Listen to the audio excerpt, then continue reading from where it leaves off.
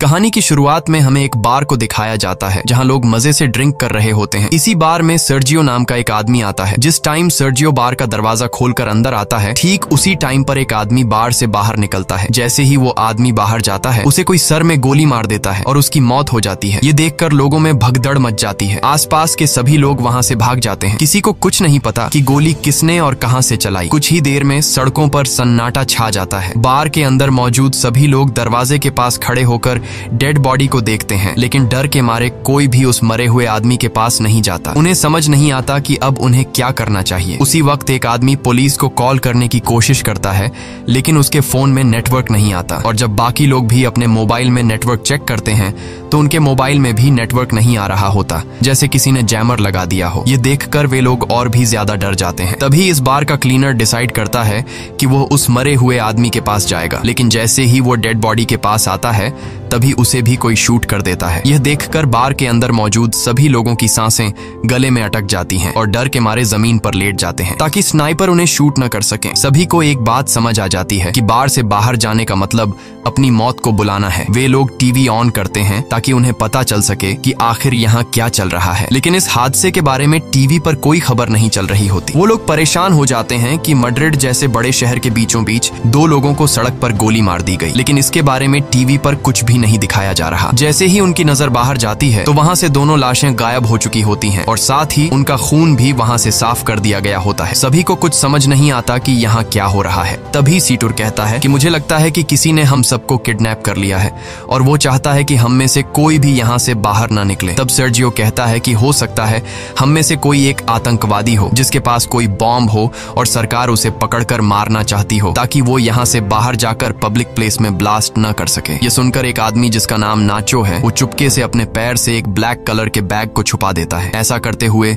Sergio उसे देख लेता है। अब सर्जियो को यकीन हो जाता है कि नाचो एक आतंकवादी है, जरूर उसके बैग में कोई बॉम्ब होगा। वह सबको नाचो को पकड़ने के लिए बोलता है। नाचो को पकड़ने के बाद जब ये लोग उसके बैग को छीन लेते हैं, तब नाचो कहता है कि बैग को मत खोलो, इसमें कुछ भी नहीं है। लेकिन ये लोग उसकी बात नहीं मानते और जब बैग को खोला जाता है तो उसमें से कुछ कपड़े और एक हार्ड डिस्क निकलती है। एलिना नाचो से पूछती है कि इस हार्ड डिस्क में क्या है। नाचो कहता है कि इसमें ऐसी कोई भी चीज नहीं है जिससे किसी को भी नुकसान हो। वो कहता है कि मैं एक एड कंपनी में काम करता हूँ और इस हार्ड डिस्क में मेरे काम की फाइल्स हैं। लेकिन एलिना उसकी कोई बात न मानते हुए उसकी हार्ड डिस्क तोड़ देती है, पर हार्ड डिस्क के अंदर कुछ नहीं होता। नाचो गुस्सा हो जाता है कि तुम सब मुझ पे शक क्यों कर रहे हो। सामने एक दूसरा ब्रीफकेस भी पड़ा हुआ है, शायद उसमें कोई बॉम्ब हो। वो सबसे पूछता है कि यह ब्रीफकेस किसका है। तब सर्जियो कहता है कि यह ब्रीफकेस मेरा है और अगर मेरे ब्रीफकेस को किसी ने छूने की कोशिश की तो मैं उसे मार दूंगा। लेकिन यहाँ अंड्रे नाम का एक आदमी अपनी बंदूक निकालता है और सर्जियो पर तान देता है। बंदूक के नोक के सामने सर्जियो अब कुछ भी नहीं कर सकता था, इसलिए बार की मालकिन अम्पारो ब्रीफकेस को उठा लेती है। लेकिन अम्पारो ब्रीफकेस खोलने से डर रही थी। तभी एक भिखारी जिसका नाम इजराइल है, वह ब्रीफकेस को खोल देता है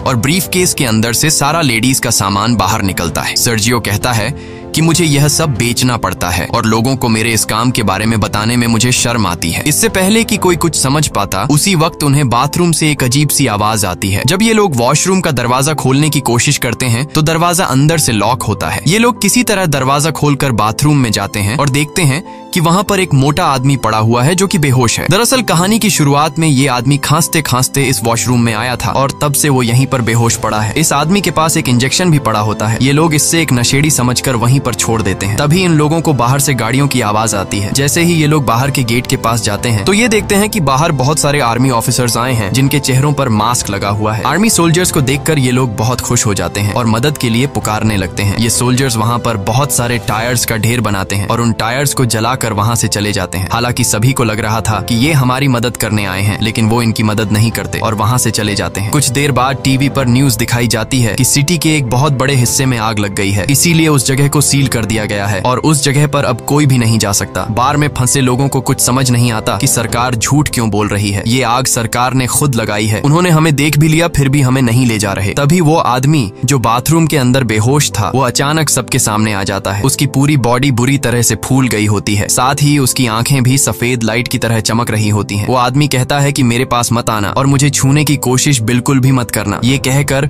वो आदमी गिरकर मर जाता है और उसके हाथ से मोबाइल भी छूटकर गिर जाता है। तभी इजराइल मुस्कुराते हुए इस मरे हुए आदमी की आंखों पर कॉइन्स रख देता है और कहता है कि हम सब मरने वाले हैं। दूसरी तरफ ये लोग उस मरे हुए आदमी का मोबाइल फोन उठा लेते हैं और देखते हैं कि ये आदमी तो एक आर्मी ऑफिसर था। इस आर्मी ऑफिसर के फोन में कुछ फोटोज होती हैं जिनमें लोगों ने वायरस से बचने वाले सूट पहने होते हैं। ये देखकर नाचो समझ जाता है कि ये जो आदमी मरा है ये इन्फेक्टेड था और इन्फेक्शन से इसकी जान चली गई है और हो सकता है कि शायद अब यहाँ और भी लोग इन्फेक्टेड हो गए हों और सरकार हमें इसलिए यहाँ से बाहर जाने नहीं दे रही ताकि हमारी वजह से बाहर की दुनिया में इन्फेक्शन न फैल सके। इसलिए गवर्नमेंट ने इस जगह को सील कर दिया है और सरकार हमें किसी भी कीमत पर यहाँ से बाहर जाने नहीं देगी। उनकी नजर अभी भी हम पर है और अगर कोई भी यहाँ से बाहर जाएगा तो वो लोग उसे मार गिराएंगे, इसलिए हमें अंदर से ही मदद बुलानी पड़ेगी। तब नाचो इस आदमी के मोबाइल फोन से सिग्नल लाने की कोशिश करता है और वो एक टेबल पर चढ़कर सिग्नल लाने के लिए फोन को ऊपर करता है तो उसके मोबाइल में नेटवर्क आ जाता है। वो ये बात सबको बताता है कि मोबाइल में नेटवर्क आ चुका है। नाचो अपने एक दोस्त को कॉल करता है। नाचो का दोस्त नाचो से कहता है कि तुम जल्दी से किसी भी मीडिया वाले को कॉल करके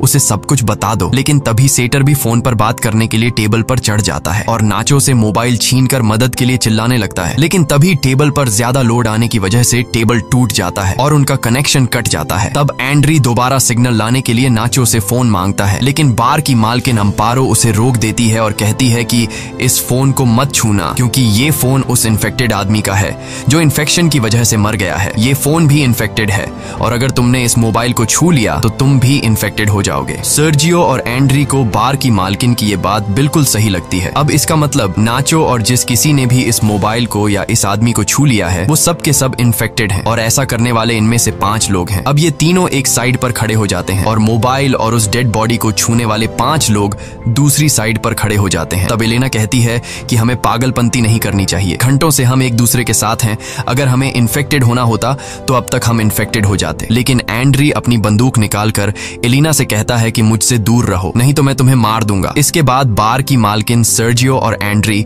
सभी को अपनी बंदूक से धमकाता है और कहता है कि तुम सब नीचे बंकर में चले जाओ और हम तीनों को यहीं पर छोड़ दो ताकि तुम्हारी वजह से हम लोग इन्फेक्टेड न हो जाए और अपने साथ इस इन्फेक्टेड डेड बॉडी को भी नीचे बंकर में ले जाओ। ये पांचों ऐसा करने से इनकार कर देते हैं, लेकिन तभी एंड्री गोली चलाता है जिसके बाद इन लोगों को मजबूरन उनकी बात माननी पड़ती है और ये सभी पांचों लोग डेड बॉडी को लेकर नीचे बंकर में चले जाते हैं और उनके पीछे बंकर का दरवाजा ऊपर से बंद कर दिया जाता है। अब ऊपर बस 3 लोग बचे हुए हैं। नीचे बंकर में मौजूद 5 लोग बहुत ज्यादा परेशान होते हैं। तभी ट्रिनी नाम की एक औरत की तबीयत अचानक बहुत ज्यादा खराब हो जाती है। वो सीढ़ियों पर चढ़कर बाहर के 3 लोगों को चिल्ला चिल्ला कर दरवाजा खोलने के लिए कहती है, लेकिन कोई उसकी बात नहीं सुनता। सीढ़ियों पर खड़ी होकर दरवाजे को मारने के दौरान ट्रिनी का बैलेंस बिगड़ जाता है और वो नीचे गिर जाती है, लेकिन गिरते दौरान उसका पैर वहां पास रखे बॉटल्स के क्रेट्स पर लग जाता है जिससे वो बॉटल्स भी नीचे गिरकर टूट जाते हैं। बॉटल्स के अंदर मौजूद पानी एक साइड पर बहने लगता है जिससे इन पांचों को अंदाजा हो जाता है कि जरूर यहाँ से नीचे बाहर जाने का कोई रास्ता है। जब ये लोग वहां पर पड़े गट्टों को हटाते हैं तो नीचे उन्हें एक ड्रेनेज नजर आता है। इसका मतलब ये लोग वहां से पानी के रास्ते से होते हुए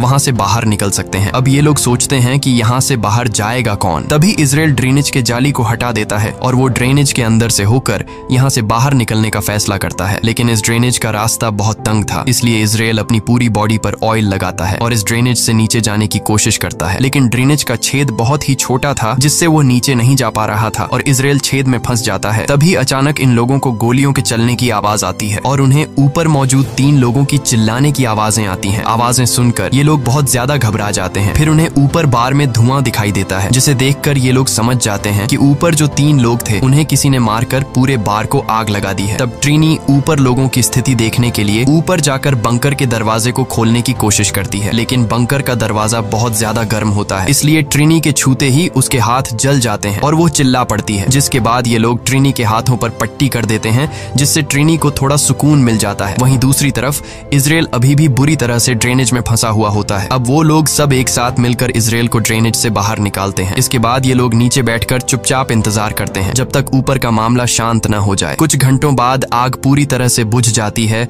और वो लोग ऊपर बार में आने का फैसला करते हैं। ऊपर बार में आने के बाद वो देखते हैं कि बार पूरी तरह से जलकर राख हो चुका है। तभी ये लोग देखते हैं कि कुछ लोग बाहर से इस जगह को बुरी तरह से सील कर रहे हैं। यहाँ एलेना कहती है कि मैं मदद मांगने जा रही हूँ, लेकिन नाचो उसे ऐसा करने से मना कर देता है। वो कहता है कि अगर उन लोगों ने तुम्हें देखा तो वो तुम्हें मार देंगे, इसलिए हमारा फायदा इसमें है कि हम लोग यहाँ पर कुछ दिनों के लिए छिपे रहें और जब ये सारा मामला शांत हो जाए तब हम लोग एक एक करके चुपचाप यहाँ से निकल जाएंगे। नाचो की ये बात सबको सही लगती है। ये लोग बड़ी खामोशी से चुपचाप सब कुछ देखते रहते हैं, क्योंकि अगर किसी को भी पता लग गया कि अंदर अभी भी 5 लोग जिंदा हैं तो इन सबको भी मार दिया जाएगा। तभी यहाँ मोबाइल बजना शुरू हो जाता है। लेकिन अच्छी बात ये थी कि बाहर जो लोग उस जगह को सील कर रहे थे वो लोग वहाँ से जा चुके थे और जिस मोबाइल पर मैसेजेस आ रहे थे वो उस इन्फेक्टेड आदमी का था जो एक आर्मी ऑफिसर था। एलिना उसका फोन उठा लेती है और उसकी व्हाट्सएप चैट्स पढ़ना शुरू कर देती है, जिसमें एक आदमी उस आर्मी ऑफिसर से पूछता है कि क्या वैक्सीन लेने से तुम्हारी तबीयत ठीक हो गई है। उस आदमी ने जवाब दिया, नहीं, मेरी तबीयत बहुत खराब है और मैं किसी बार के वॉशरूम में छिपा हुआ हूँ, तुम मेरे पास आने की कोशिश मत करना। अब एलिना उसकी पुरानी चैट्स पढ़ती है जिसमें उस मरे हुए आदमी ने लिखा होता है कि मेरे पास अभी 4 और इंजेक्शन बचे हैं। ये लोग समझ जाते हैं कि उसके पास जो इंजेक्शन है वही इस वायरस की वैक्सीन है। ये पढ़कर सब लोग खुश हो जाते हैं कि ये वैक्सीन काम कर सकती है, लेकिन फिर भी उनके मन में एक डाउट आता है कि अगर उस आदमी ने वैक्सीन ली थी तो उसकी मौत कैसे हो गई। तब ये लोग उस आदमी की ओर पुरानी चैट्स पढ़ने लगते हैं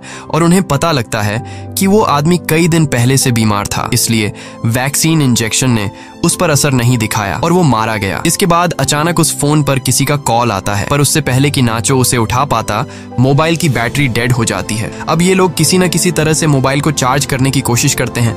नाचो को वहां गन मिल जाती है जिसे वो चुपचाप उठा लेता है। वहीं एलेना कहती है कि उस आदमी ने चैट्स में ये लिखा था कि मेरे पास 4 और बची है, तो क्यों ना हम उन 4 वैक्सीन को ढूंढें। जिसके बाद ये लोग वापस नीचे बंकर में आते हैं और उस डेड बॉडी की चेकिंग करने लग जाते हैं, लेकिन उन्हें वहां पर कोई वैक्सीन नहीं मिलती। तभी उन्हें याद आता है कि ये आदमी सबसे पहले वॉशरूम गया था। जब ये लोग वॉशरूम पहुंचते हैं तो वहां पहले से इजराइल वैक्सीन को हाथ में लेकर बैठा था। नाचो और बाकी सब इजराइल को बहकाने की कोशिश करते हैं और कहते हैं कि वैक्सीन हमें दे दो, पर इजराइल कहता है कि तुम लोग 5 हो और वैक्सीन 4। अगर मैंने तुम लोगों को वैक्सीन दे दी तो तुम लोग मुझे मेरे हिस्से का एक वैक्सीन नहीं दोगे, क्योंकि मैं एक भिखारी हूँ और तुम लोगों को मेरी जिंदगी की कोई अहमियत नहीं है। इसलिए इजराइल सबसे पहले एक इंजेक्शन निकालकर अपने आप को इंजेक्ट करने लगता है। तभी नाचो उस पर अपनी बंदूक तान देता है, लेकिन इजराइल फिर भी वैक्सीन अपने शरीर में इंजेक्ट कर लेता है, जिसके बाद नाचो और इजराइल के बीच हाथापाई शुरू हो जाती है। इजराइल नाचो पर हावी हो जाता है और उसकी गन को छीन लेता है। इसी हाथापाई के दौरान वैक्सीन इजराइल के हाथ से छूटकर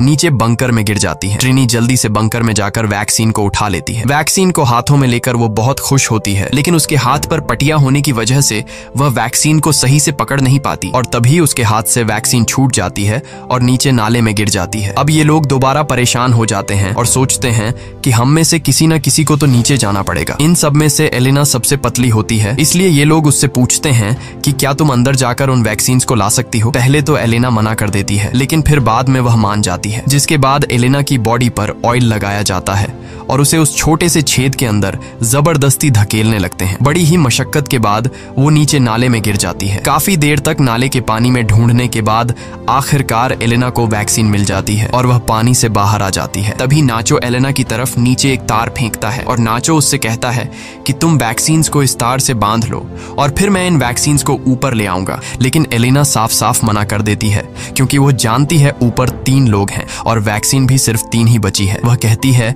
कि अगर मैंने तुम लोगों को वैक्सीन दे दी तो तुम लोग वैक्सीन का इस्तेमाल कर लोगे और मुझे बिना वैक्सीन के यहीं पर छोड़ दोगे। एलिना सबसे कहती है कि अगर तुम्हें वैक्सीन चाहिए तो तुम लोगों को नीचे आना पड़ेगा। मैं अभी इस वैक्सीन का इस्तेमाल नहीं करूंगी और अपने पास संभाल कर रखूंगी।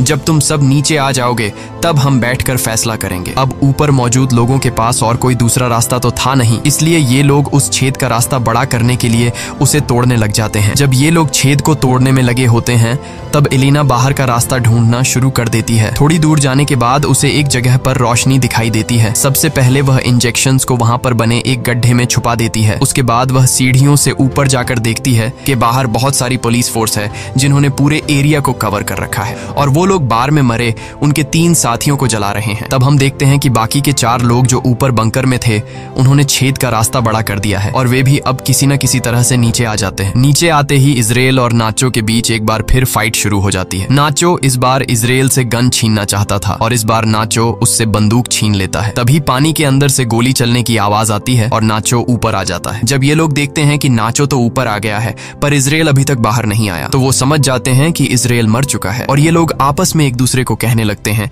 कि नाचो ने इजराइल को मार डाला। लेकिन नाचो कहता है कि उसने इजराइल को नहीं मारा बल्कि इजराइल कहीं पर तैर कर चला गया। पर ये लोग नाचो की बात पर यकीन नहीं करते क्योंकि उन्हें समझ आ जाता है कि नाचो हमसे अपना गुनाह छुपा रहा है। ये लोग नाचो को गन फेंकने के लिए कहते हैं पर नाचो मना कर देता है। अब नाचो पहले तो बहुत ही प्यार से एलेना से पूछता है कि वैक्सीन कहाँ है, लेकिन जब एलेना नहीं बताती तो नाचो सीतुर को गन पॉइंट पर ले लेता है और एलेना को वैक्सीन देने के लिए कहता है। अब यहाँ नाचो कहता है कि हमारे पास 3 वैक्सीन है और अगर मैं सीतुर को मार दूं तो हम आसानी से एक दूसरे के साथ वैक्सीन बांट लेंगे। लेकिन एलेना ऐसा करने से मना कर देती है। वो कहती है कि सीतुर को मत मारना, मैं तुम्हें वैक्सीन देने के लिए तैयार हूँ। इसके बाद एलेना इनको बाहर की तरफ ले जाती है जहाँ उसने वैक्सीन छिपा रखी थी। धीरे धीरे ये लोग आगे बढ़ते रहते हैं। नाचो और एलेना आगे चलते हैं जबकि सीतुर और ट्रिनी उनके पीछे चलते हैं। तभी सीतुर पानी में गिर जाता है और ट्रिनी जैसे तैसे करके अपनी जान पर खेलकर सीतुर को बचा लेती है। ट्रिनी यहाँ सबसे कहती है कि हम चारों में से एक ना एक को तो वैसे भी मरना है। मैं तुम लोगों में से उम्र में सबसे बड़ी हूँ और मैं अपनी जिंदगी जी चुकी हूँ, इसलिए वो नाचो से कहती है कि तुम मुझे गोली मार दो ताकि तुम सब आसानी से एक दूसरे के साथ वैक्सीन बांट सको और तुम्हारी जान बच जाए। काफी देर तक सोचने के बाद नाचो ट्रिनी पर बंदूक तान देता है लेकिन वो गोली नहीं चला पाता, जिसके बाद ट्रिनी नाचो से गन लेकर यहाँ से थोड़ी दूर जाकर अपने आप को गोली मार लेती है। अब सिर्फ 3 लोग बचे थे और उनके पास इंजेक्शन भी 3 ही थे, इसलिए सब एक एक इंजेक्शन ले लेते हैं। इसी बीच उन लोगों को उस जगह से आवाजें आने लगती हैं जहां पर ट्रिनी ने खुद को मार डाला था। ये लोग जब उस जगह पर जाते हैं तो देखते हैं कि ट्रिनी की आंखों पर किसी ने कॉइन्स रखे हैं और ये देखकर ये लोग समझ जाते हैं कि ये काम किसी और का नहीं बल्कि इजराइल का है, क्योंकि इजराइल ऐसा करता है। और तभी पीछे से इजराइल सीतुर पर हमला करके उसे जान से मार देता है। इजराइल बहुत ज्यादा गुस्से में था और वह नाचो और एलेना की जान के पीछे पड़ जाता है। तभी नाचो और एलेना को सामने सीढ़ियां दिखाई देती हैं। ये दोनों तेजी से सीढ़ियों की तरफ भागते हैं और इजराइल से खुद को बचाने के लिए सीढ़ियों पर चढ़ने लगते हैं। पर तभी एलेना के पास जो इंजेक्शन होता है वो उसके हाथ से छूटकर नीचे गिर जाता है। अब क्योंकि इजराइल भी उनको मारने के लिए उनके पीछे सीढ़ियों पर चढ़ रहा था, इसलिए अब एलेना इंजेक्शन उठाने के लिए वापस नहीं जा सकती थी, क्योंकि अगर वह नीचे जाती तो इजराइल उसे मार देता। तभी इजराइल नाचो को पैर से पकड़ लेता है। तब नाचो को एहसास हो जाता है कि वह बाहर नहीं जा पाएगा, इसलिए अपना वैक्सीन एलेना को पकड़ा देता है और उसे कहता है कि अपना ख्याल रखना है। तभी इजराइल नाचो को पैर से पकड़कर नीचे जोर से खींच लेता है, जिससे ये दोनों नीचे गिर जाते हैं और उनकी मौत हो जाती है। तब एलेना नाचो का दिया हुआ वैक्सीन खुद में इंजेक्ट करती है और ऊपर ड्रेनेज का ढक्कन खोलकर बाहर निकल आती है। बाहर निकलते ही उसे बहुत सारे लोग दिखाई देते हैं और वह देखती है कि सरकार ने यहाँ से आगे का पूरा इलाका सील कर दिया है। तभी एक औरत अपना जैकेट निकालकर एलेना को पहना देती है और एलेना लोगों में घुल मिल जाती है। इस कहानी में कुछ बेगुनाह लोग भी मारे जाते हैं, लेकिन गवर्नमेंट को यह कदम मजबूरी में उठाना पड़ा, क्योंकि अगर ये लोग बिना वैक्सीन के लोगों में घुल मिल जाते तो यह वायरस पूरी दुनिया में फैल सकता था। इसलिए गवर्नमेंट को अपनी कंट्री के पब्लिक की सेफ्टी के लिए यह कदम उठाना पड़ा। इसी के साथ ये कहानी खत्म हो जाती है। अगर आपको वीडियो अच्छी लगी हो तो हमारे चैनल को सब्सक्राइब और वीडियो को लाइक जरूर कीजिएगा।